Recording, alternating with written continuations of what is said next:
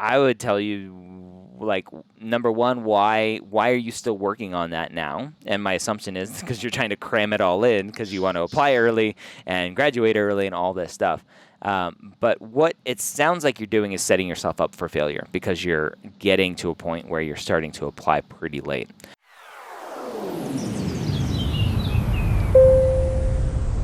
Hope, welcome to Ask Dr. Gray Pre-Med Q&A. How are you doing today? Good. How are you? I am good, thank you. How can I help you today? I am a student at St. Louis University. I'm going to finish my BS in 3 years. Okay. So I'm graduating in May of 2020, and so I'm applying this cycle. Okay. And I was looking at my plan to make sure that I have all my prereqs to graduate early, and it's looking like I might have to take a class, like a little fine arts or something, just to finish my degree in the summer after May 2020. So I technically won't graduate until that summer, even if I walk in May. Okay. So I'm wondering how that would affect the medical school admissions process. As long as, so technically for most medical schools, you actually technically don't need a degree. So it should be fine as long as you have the prereqs done for the schools that require prereqs before matriculation. Obviously, if you're coming down to the wire, depending on the school and when the school start date is, and you're like, well, the school start date is July 1st, and you're not going to finish classes until July 8th, then you're going to have to figure something out. But I don't know if I would worry about that now. If it looks like you're on track to finish your prereqs, obviously do well in them, and have those ready for medical school, you should be fine. It's not like the schools are out there going, "Have you graduated yet? Have you graduated yet? Have you graduated yet?" Okay. They're looking at your transcripts. They're looking at the classes that you've taken, making sure that that you're on track for finishing the prereqs for the schools that have prereqs. But outside of that, you should be fine. Okay, that makes sense. Thank you. Yep. I was also wondering, so I'm putting together all my experiences on my medical school application, and I know that there's a difference between shadowing and clinical experiences. Yep. And I have some that I feel like overlap, and I was wondering how to classify those. Like, for example, I've been shadowing a surgeon who has a private practice, and he'll let me work with his patients, and he's a hand and wrist specialist, so he'll let me do like grip strength tests with his patients and things and work the x-rays. Yeah. So I don't know if that's clinical experience because I'm not just a shadow. Yeah. You know, I'm doing things. Yeah. So there are some experiences where there is going to be overlap. One of the more popular ones that I talk about a lot is being a clinical research coordinator. As a clinical research coordinator, you're doing a lot of interaction with the patients. You're organizing their schedules and staying in contact with them to make sure that they're still eligible for the trials and everything. And a lot of time, the clinical research coordinator is also just hanging out in the room, waiting for the doctor and watching what the doctor's doing with the patients until the doctor's done, and then they go to their next appointment or do the next thing for that research. And so that's part clinical experience, part shadowing experience. It's easy enough to just have two separate things on the application and just kind of guesstimate the hours for each. So that's completely reasonable. Okay, thank you. And rec letters. I'm looking at organizing those as well.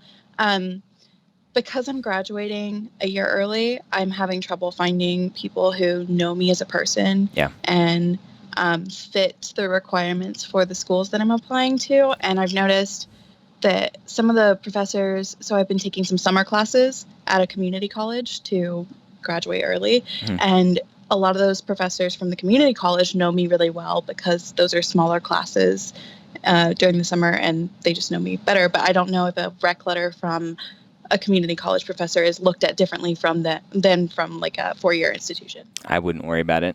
I mean, are there going to be some medical schools out there, some admissions committees that are like, oh, if it's a letter of rec from a community college, we're not going to like that?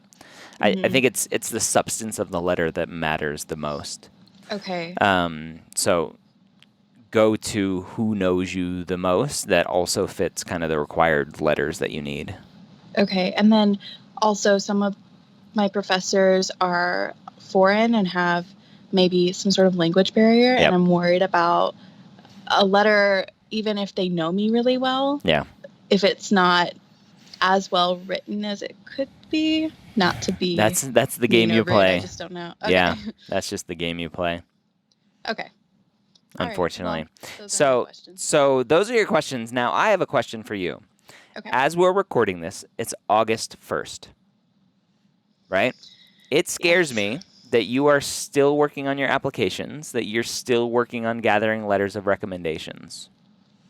And for me, I would tell you, like, number one, why are you still working on that now? And my assumption is because you're trying to cram it all in because you want to apply early and graduate early and all this stuff.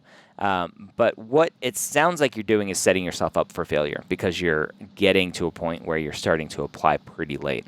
So if you are applying through AMCAS, the MD application, right? If you were to miraculously be able to submit your application today, you likely won't get verified until the end of August at this point, probably 4 or 5 weeks out. End of August, beginning of September.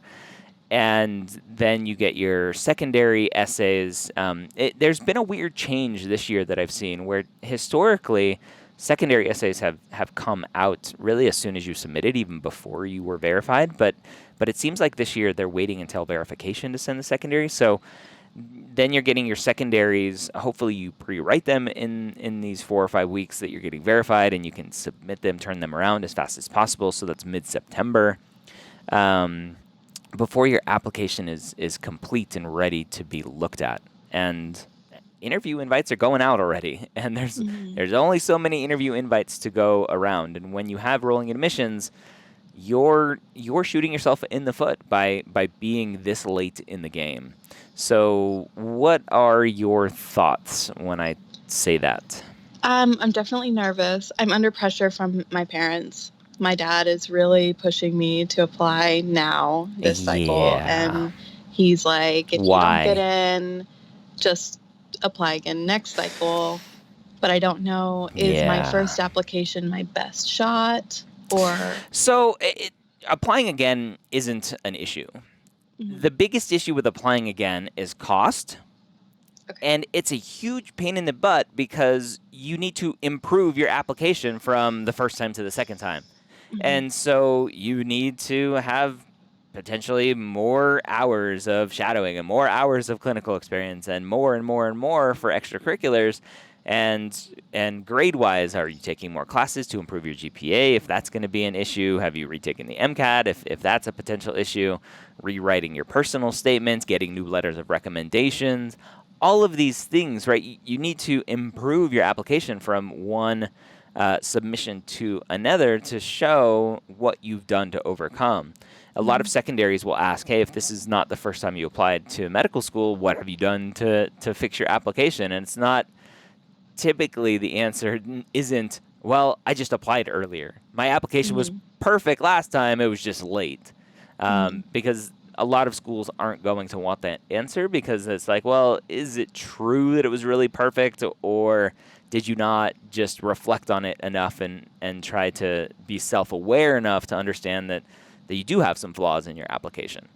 So great, daddy's pushing you to apply early. Guess what? Like, have him get on the phone with me. I'll tell him why it's a ridiculous idea to do that. This late in the game, have you taken the MCAT yet? This month I will. Yeah. So hope don't apply this year. You have so much going on. If you can do well on the MCAT while you're doing all these other things, God bless you, right? You're an amazing person, because most students will crumble at this point. Right? Trying to gather letters of recommendations. How close to being done with your personal statement are you? I'm done. Great. Or I think you think you're done. That's all right. Did you read my personal statement book? I have it. Nice. I have it. I didn't read it, but I have my it. personal statement. Okay. You're still working on your extracurriculars, it sounds like. How close to being done with those are you? I would say they're pretty much done. I need to look at them probably one more time and clean them up. So for the most part, your primary application is done. Mm-hmm. You could potentially submit it tomorrow. Yeah. Okay. Letters of recommendations, you don't technically need all of those in until, right, your application is near complete, your MCAT score is in. So potentially you could be working on those, getting those in while your MCAT score is being processed, while your application is being processed. When this month are you taking the MCAT? The 17th. Okay, so mid-August. Not going to come back until mid-September. So mid-September is when your application is going to be complete. What's your GPA? Oh gosh, I don't know because roughly my summer classes. 4.0, 3.8, 3.5. 3.4. 3.4. So not a stellar GPA.